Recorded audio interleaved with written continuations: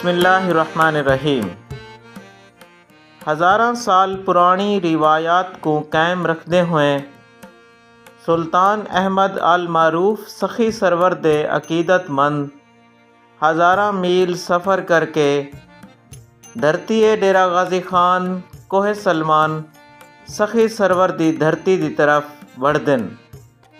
और हर साल सुल्तान अहमद अल मारूफ सखी सरवर दे मेलाए उर्स दे अंदर शिरकत करेंदन। आज दी ए वीडियो भी सुल्तान अहमद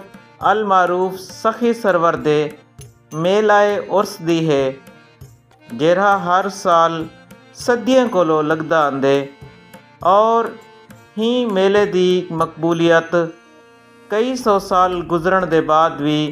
ख़त्म नहीं थई। अज दी ही वीडियो दे अंदर असां मेलाए सखी सरवर 2026 दी मुख्तलिफ झलकियां तो को दिखेसूं, जेरा माह रमज़ान के ने पहले चंद रोज़ मुनक्किद थे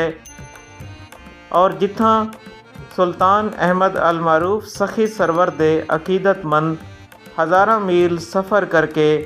ही मेले दे अंदर शिरकत की ने अपनी मुहब्बत अपनी अकीदत का जज्बा शो किते ने।